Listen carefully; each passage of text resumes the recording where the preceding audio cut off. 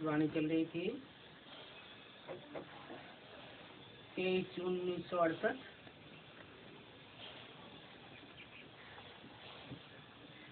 तीसरे पेज की दूसरी लाइन।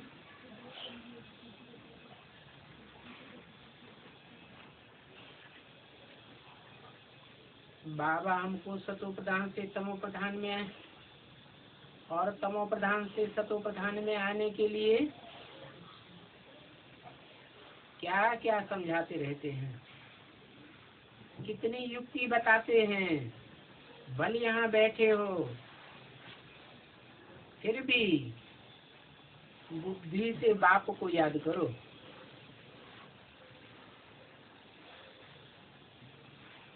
यहाँ बैठे भी, कहाँ बैठे भी,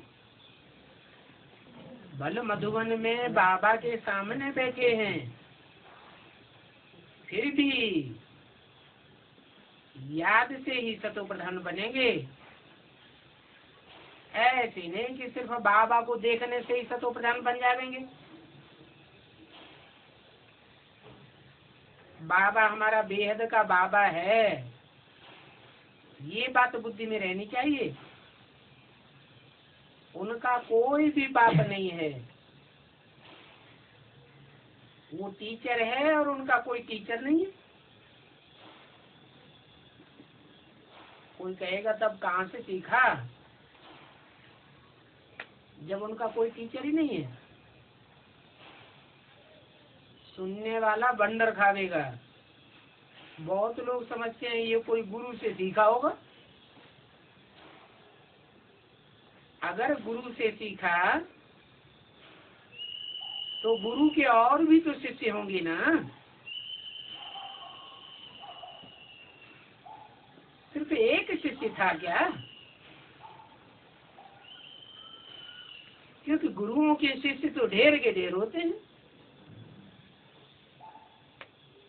आगा खा के देखो कितने शिष्य हैं। उन गुरुओं के लिए मनुष्यों के दिल अंदर कितना मान रहता है। उनको हीरों से वजन करते हैं। अब तुम बताओ, तुम बाप को ऐसे सदगुरु को किस में वजन करेंगे?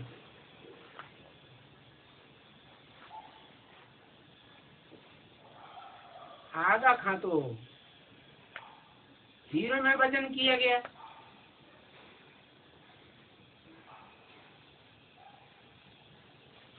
उन्होंने किसको फॉलो किया है?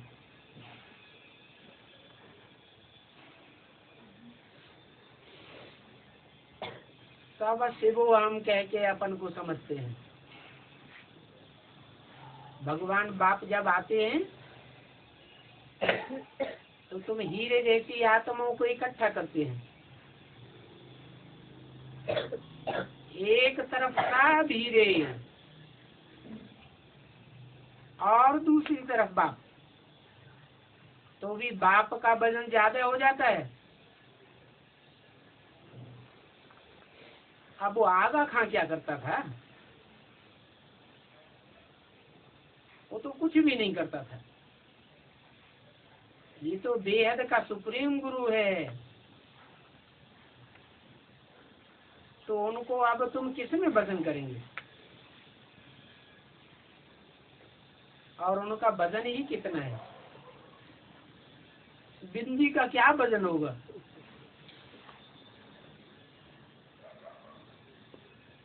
एक छोटे से छोटा हीरा भी उनके तौल में नहीं डाला जा सकता,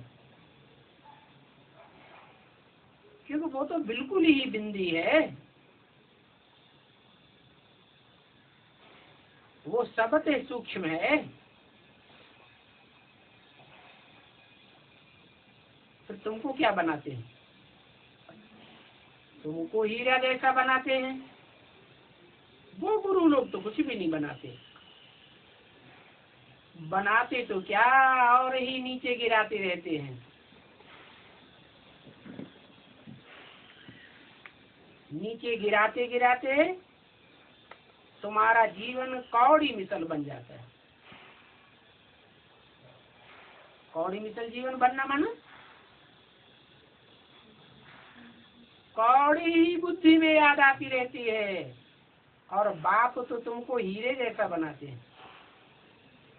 हीरा कितनी चमक मारता है, अंधेरे में भी सच्चा हीरा रख दो तो कितना चमक देता है। ये सारी दुनिया में अंधेरा ही अंधेरा है। अभी तुम बच्चे हीरे मिसल ज्ञान की चमक मारेंगे। बाप तुमको इतना ऊंच बनाते हैं, तुम धरती के सितारे हो चमकने वाले, वो तो आसमान के सितारे दिखाते हैं। तुम भी ऐसी ऊंची स्टेज में जब चमकेंगे तो सारी दुनिया में ज्ञान की चमक मारेंगे। तो ऐसी ऐसी बातें तुम बच्चों को विचार करनी है। ये बड़ी महीन बातें हैं। भले ये तो सभी कहते रहते हैं, हे भगवान, हे ईश्वर, परंतु ऐसा कहने से ये थोड़ी समझते हैं कि वो हमारा बाप भी है, टीचर भी है, गुरु भी है। ये तो साधारण रीति बैठे रहते हैं कि बच्चों का मुखड़ा देख सके, क्योंकि बच्चों पर प्यार तो रहता है ना। इन मददगार बच्चों की बिगड़ अकेले स्थापना थोड़ी कर सकेंगे। इतनी बड़ी दुनिया की, नई दुनिया की स्थापना का कार्य बाबा अकेले करेंगे क्या? बच्चे साथी बनते हैं। अब जो जितना जास्ती मदद देने वाले होंगे उन बच्चों को जरूर प्यार करेंगे। कमाने वाला बच्चा होगा तो बाप को बहुत प्यारा होगा। घर में निठल्ला बैठने वाला होगा तो बाप को उतना प्यारा थोड़ा ही होगा। बाप का घर कौन सा है? बेहद के बाप का परम धाम घर है। कोई बच्चे तो परम धाम में ही बैठे रहते हैं, कोई बच्चे इस 5000 के चक्र में आकर के ऑल राउंड पार्ट बजाते हैं। तो बाप को कौन से बच्चे प्यारे लगेंगे? जो ऑल राउंड पार्ट बजाते हैं वो प्यारे लगेंगे। ये सृष्टि बाप की दुकान है ना। तो बच्चा जो जास्ती दुकान चलाता है वो बहुत प्यारा लगता है, कमाई करने वाला हुआ ना। तो ये बाप भी संगम युग में आकर के देखते हैं एक एक बच्चे को, ये बच्चा बड़ा मददगार है, ये जरूर उच्च पद पावेगा। ऐसे ऐसे बच्चों को देख करके बाप बहुत हर्षित होते हैं, आत्मा खुश होती है ना। कल्प कल्प बच्चों को देख करके खुश होता हूँ, जानता हूँ कि कल्प कल्प यही बच्चे मददगार बनेंगे। ऐसे मददगार बच्चे बहुत प्यारे लगते हैं। ऐसे बच्चों से कल्प कल्पांतर का प्यार जुट जाता है।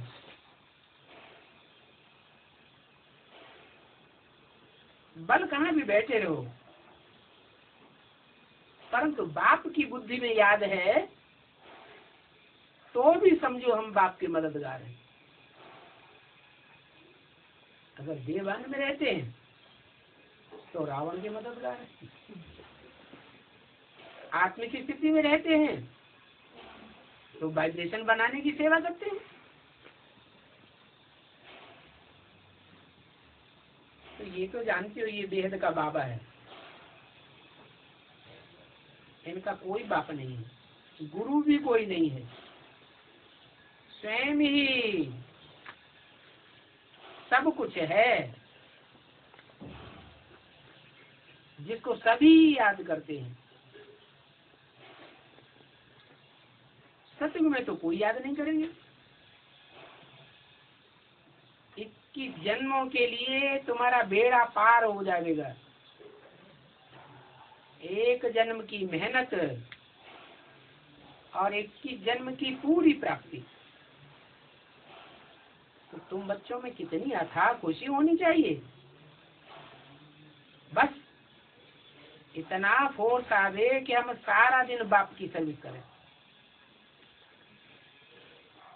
सबको बाप का ही परिचय देते रहें, बताते रहें कि बाप से यह वर्षा मिलता है। त्रिमूर्ति के चित्र में एक और सुख और दूसरी ओर दुख की दुनिया दिखाई है। तो बताना पड़े कि बाप ये सुख का वर्षा देते हैं, रावण आकर के दुख का वर्षा देते हैं। दुख का वर्षा है नरक और सुख का वर्षा है स्वर्ग। तो बाप राय देते हैं, ऐसी स्वर्ग की स्थापना करने के लिए तुमको मददगार बनना है। मुख्य मदद क्या है? मुख्य मदद है स्वर्ग की स्थापना में स्वस्थिति में स्थित रहना। देवताएं सब स्वस्थिति में स्थित होंगे ना। ये फाउंडेशन कहाँ डालते हैं? अभी संगम युग में। तो हम ऐसे बाप का परिचय दें जो जन्म जन्मांतर हमारा सुहाना बनाता है। लोगों को बताएं कि बाप से यह वर्षा मिलता है और यह वर्षा राजयोग से देते हैं। पढ़ाई ही राजयोग की है, इसका नाम है सहज राजयोग। राजयोग नाम क्यों दिया? इसमें बड़े बड़े राज भरे हुए हैं। और फिर सभी को साथ ले जाएंगे नंबर बार। सारा चक्र बुद्धि में तुम्हारी रहना चाहिए। ऐसा चक्र का ज्ञान बाप के सिवाय और तो कोई दे ही नहीं सकता। इसके अर्थ का ही किसी को पता नहीं है। दुकान बनावेंगे, मकान बनावेंगे तो स्वास्थ्य का चिन्ह बनाते रहते हैं। बनाने वालों को ये पता ही नहीं है कि मकान नया बनाते हैं, दुकान बनाते हैं तो स्वास्थ्य का चिन्ह क्यों लगाते हैं। अब तुम्हारी समझ में आया कि बाप जब आते हैं तो तुम्हारी बुद्धि रूपी धरनी में ये स्वास्थ्य के 4 जो भुजाएं हैं, इनका अर्थ तुम्हारी बुद्धि में बैठा देते हैं।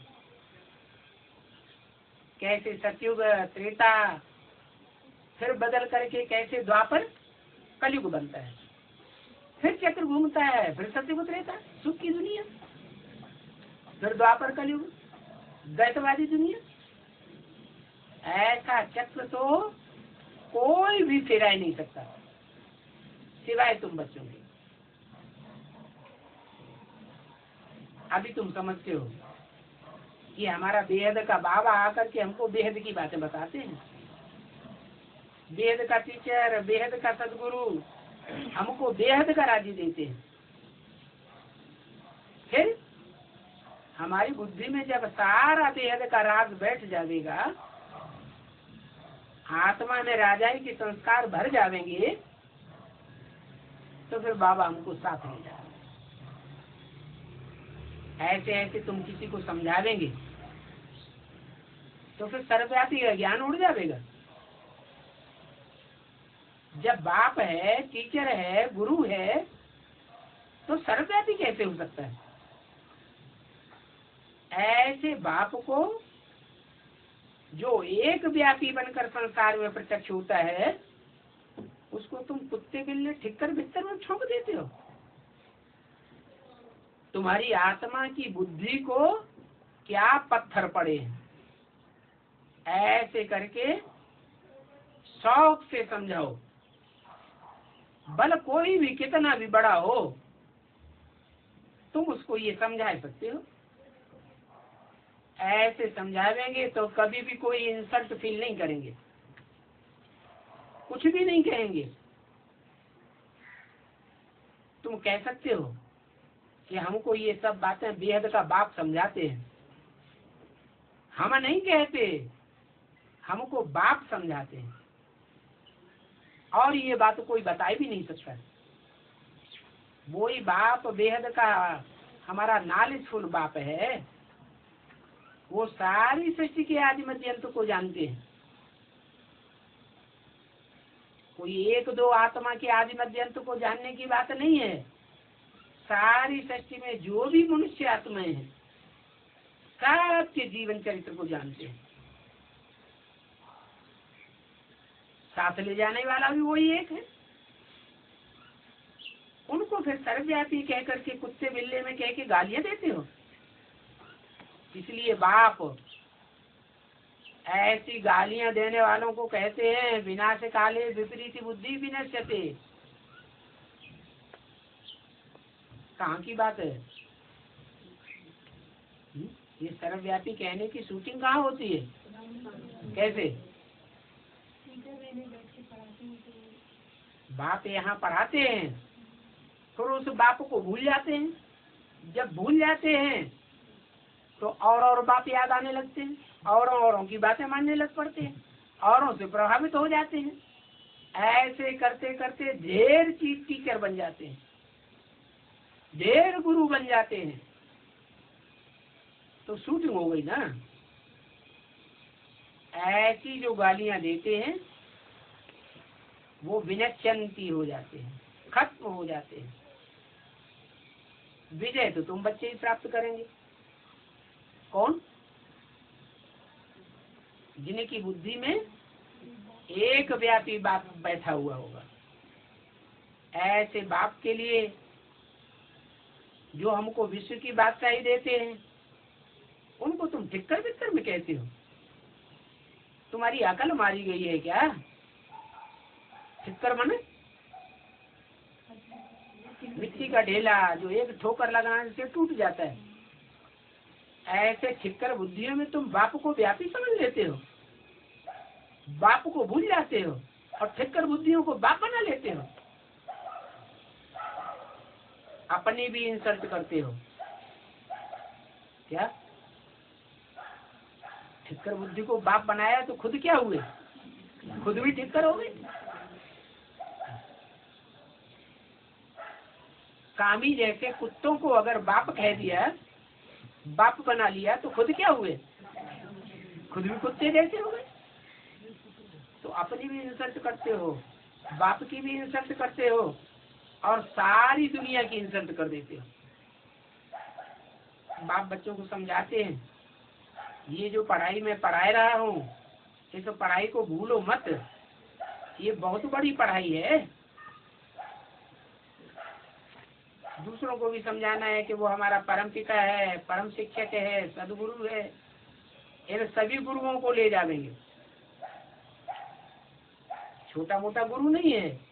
दुनिया में जो भी गुरु हुए हैं उन सभी गुरुओं की आत्माओं को बाप ले जाएंगे। तो कितना बड़ा गुरु हुआ। हर एक एक्टर को अपना अपना पार्ट मिला हुआ है। ऐसी ऐसी वंडरफुल बातें सुनानी चाहिए। बोलो ये दुनिया एक बेहद का खेल है, नाटक है। बेहद के बाप से बेहद की बादशाही हम लेते हैं। हम ही मालिक थे। बैकुंठ हुआ, अभी फिर जरूर होगा। कृष्ण नई दुनिया का मालिक था, अभी तो पुरानी दुनिया है, फिर जरूर नहीं बनेगी। चित्र में भी तुम क्लियर दिखा सकते हो। तुम समझते हो अब हमारी लात नरक की तरफ है। लात नरक की तरफ होने का क्या मतलब है? लात माने पांव।